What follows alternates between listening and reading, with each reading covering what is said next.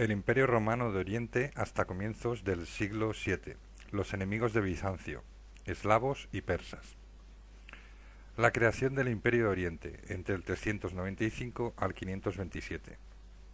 Entre los siglos IV y VII, el Imperio de Oriente vivió una época de tránsito al margen de las invasiones de Occidente, con una evolución interna, orientalización, relaciones con persas y armenios, y cristianización mediante la cual la Iglesia se identificó con el pueblo. El griego es la lengua de la cultura y el latín la lengua del ejército. Tras la división de Teodosio, Arcadio establece la capital en Constantinopla. Ha nacido el Imperio de Oriente, o bien llamado Byzantium, que disfruta de la tranquilidad sin germanos junto a sus fronteras.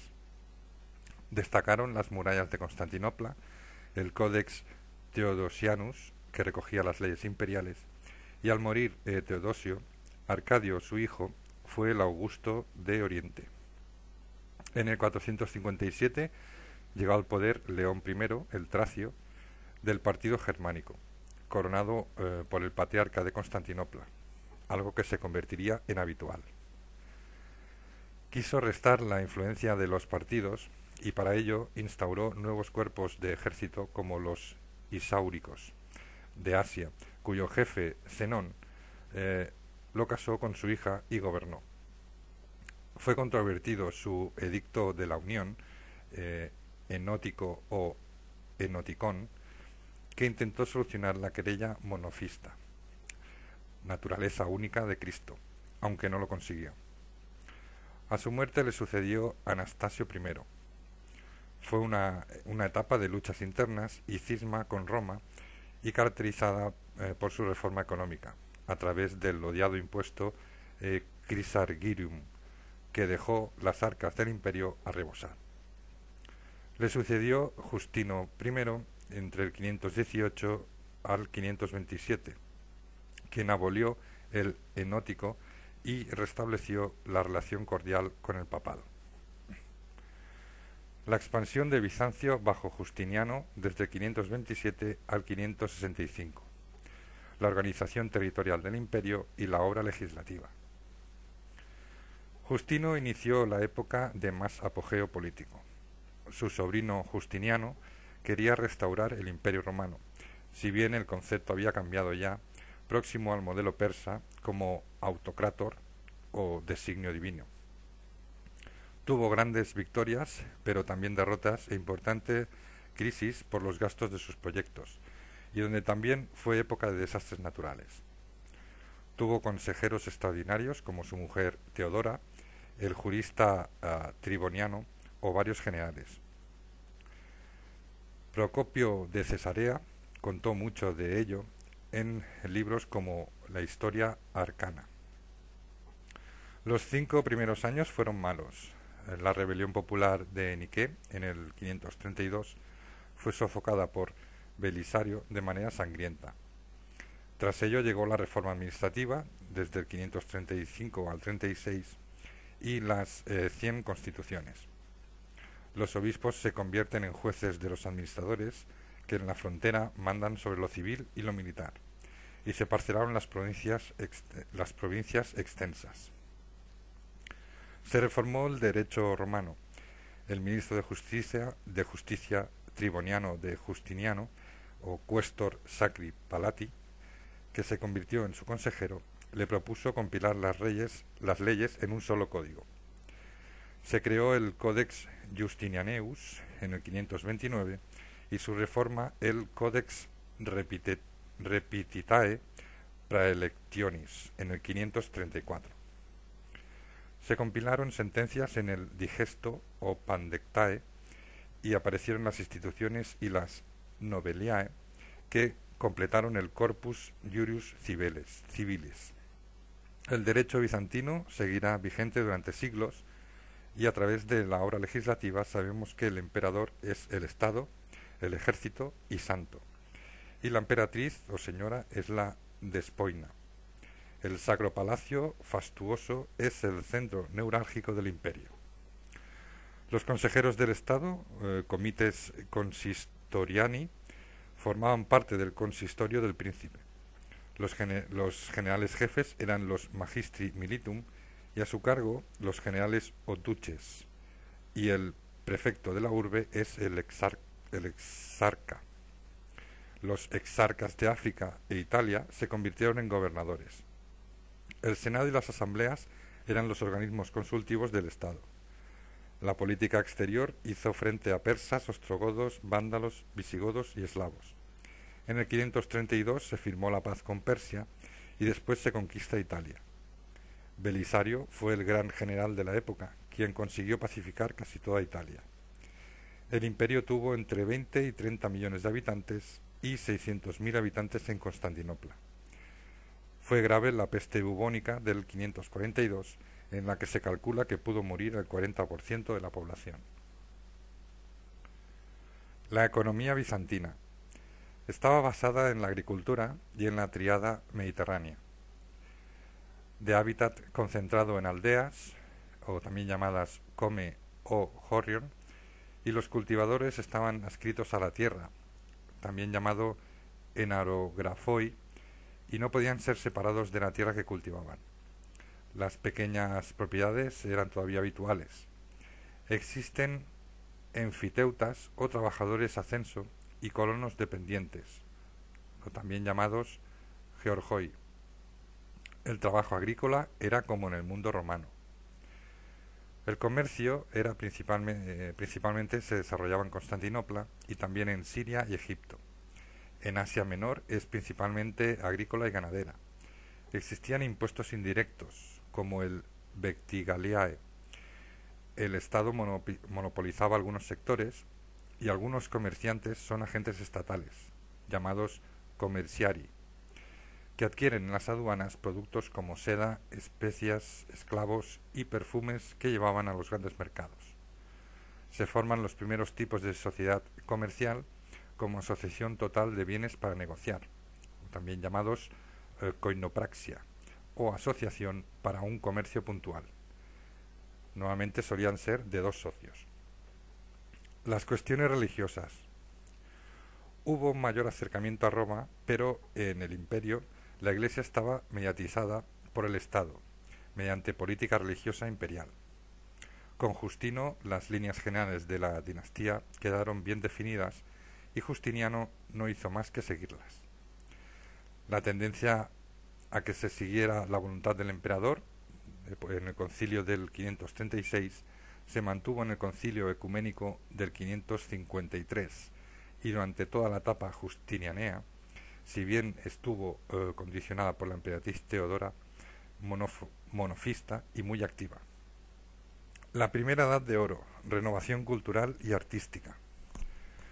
Fueron buenos colaboradores de Justiniano los arquitectos Isidoro de Mileto y el también matemático Antemio de Trales, constructores de la Hagia Sophia de Constantinopla.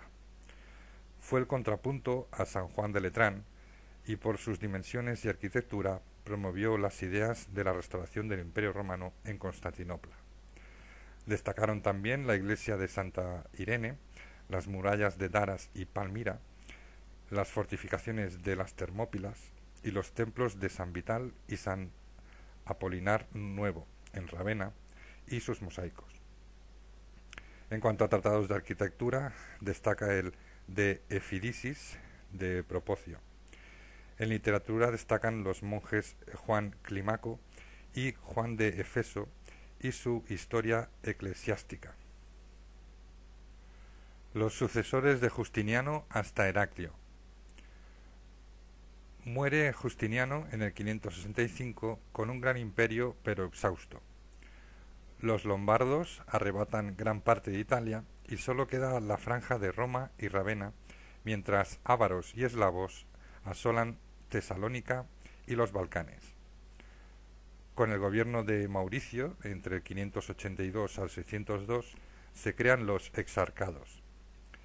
Se basa en las reformas de Diocleciano y Constantino y concibe regiones especiales con poder civil y militar en manos de un general o estratego, en las que la defensa recae en campesinos soldados de otras partes del imperio, que reciben una parcela de tierra.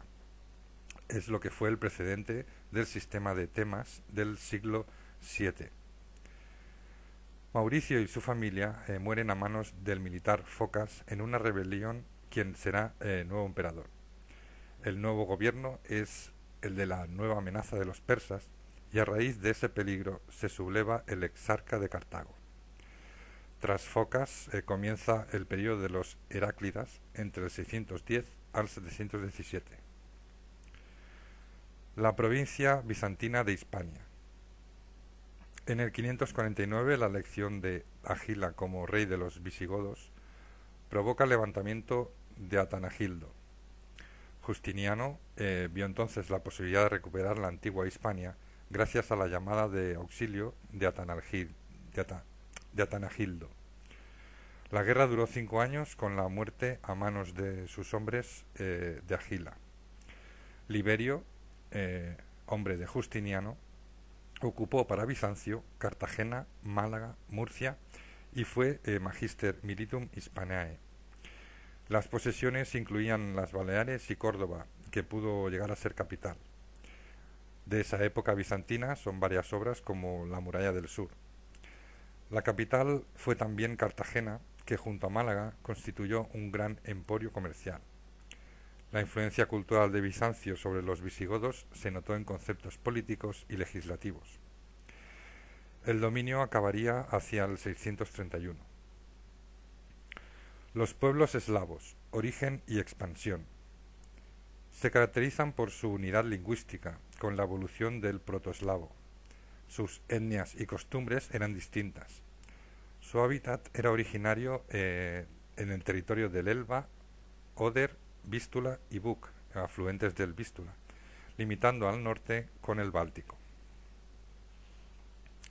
Hacia el siglo III ya hubo movimientos eslavos hacia el este y el sur. Antes de finalizar el siglo V, cuando el poder huno se deshizo, las tribus eslavas ocuparon los antiguos territorios germanos y fueron avanzando hacia occidente. Continuaron los movimientos en el siglo VI hacia el Danubio, Báltico, Macedonia y Tesalia. Cuando los lombardos marcharon hacia Italia, el pueblo turco de los ávaros se instaló en el Danubio medio y sometieron a los eslavos meridionales, frenando su avance hacia el sur, si bien estos realizaron pequeñas penetraciones hasta la gran invasión eslava al Imperio de Oriente en el 580. Los ávaros fueron derrotados en Constantinopla en el 626, con lo que los eslavos se rebelaron y algunos lograron independizarse. Samo, mercader franco, se rebeló y reinó junto al Danubio superior y medio, con Nitra como capital. Poco después los búlgaros conquistan las tierras eslavas entre el Morava y el Mar Negro. Asparuk fue el responsable de la unión de búlgaros y eslavos meridionales y se le atribuye la creación del primer imperio búlgaro. El imperio persa sasánida. La dinastía sasánida es de origen oscuro, pero sabemos de sus victorias en la zona Fars sobre los soberanos partos hacia el siglo III. Ardashir I, sasánida, creó una coalición que destronó al último rey parto. Extirpó la influencia helenística y luchó contra el Imperio Romano, haciendo de Ishtarj un centro espiritual de Persia. Con la caída de Roma, Persia basculó entre el enfrentamiento y la amistad con Bizancio. Yezdijerdes I fue tutor de Teodosio II y firmaron un tratado con los cristianos en Persia, mejorando su situación. Fue una dura política y económicamente la disputa con los hunos. Corroes I, desde el 531 al 79, fue el gran rey, enemigo aférrimo de Justiniano, y fue muy belicista, conquistando varios territorios. Tras vencer a los hunos, reformó los impuestos, favoreció la traducción al persa del Pahlavi de Homero, Platón y Aristóteles. Organizó el territorio a través de los Dezcanes. Su hijo Hormizdas IV se enfrentó a la nobleza por favorecer a los cristianos. lo cual desató una guerra interna. Depuesto por el general Barham, Corroes II se refugió en Bizancio y con el asesinato del emperador Mauricio, quien le ayudó a recuperar el trono, se erigió como su vengador.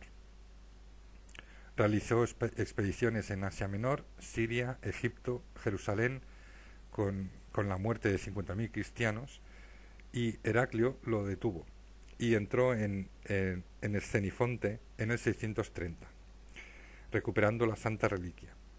El último rey fue Yedigerdes III, que cayó ante los árabes en el 637. Organización territorial y administrativa del Imperio Persa. La vida económica. Fue una de las máquinas administrativas más importantes del mundo. Dividido en cuatro distritos administrativos, o llamados padgos, regentados por un padgospan con poderes civiles y militares. Los jefes de los poblados o decanes, que administraban justicia y enviaban tributos a Hacienda. También seguían manteniéndose las satrapias, como en Armenia. La administración en el palacio la regía el gran visir, que era regente en ausencia del emperador. Podía disponer de tropas, negociar con los extranjeros y mandaba a los secretarios del Estado. Había secretarías de justicia, hacienda, ministerio del tesoro, oficinas de caballerizas, y el ejército lo formaban la caballería, infantería y elefantes, con arqueros sobre ellos. La vida económica giraba en torno al comercio, pues eran intermediarios entre Bizancio y Europa, y también trataban con el lejano oriente por la ruta de la seda y el mar. El dinar era la moneda utilizada y comerciaban con cosméticos, cerámica y orfebrería. Las religiones de los persas. La religión estatal era una doctrina dualista de Zoroastro, por la que Ormuz es el dios creador que se halla en pugna con Arimán, espíritu del mal, donde ambos son gemelos e hijos de Zurbán, el tiempo. Adoraban al sol y la luna y veneraban los elementos de la naturaleza. La Avesta es su libro sagrado. También surgió el maniqueísmo, corriente dualista, agnóstica y sincretista, que combinó la religión mesopotámica con los influjos iranos, judíos y cristianos. Su profeta era Maní, que en su éxodo había contactado con el budismo y a su vuelta en Babilonia gozó del favor de Sapor I. También existían minorías cristianas como las iglesias nestorianas en Persia, desde antes del concilio de Efeso. Su cabeza visible era el Catholicus, el representante del patriarca de Antioquía, eso primero, y después se hizo independiente. En cuanto a la iglesia armenia, su fundación se atribuye a la evangelización del apóstol Adai de Edesa. Esta iglesia tenía dos tipos de sacerdocios: los bardapets, que eran célibes y cultos, y los sacerdotes casados.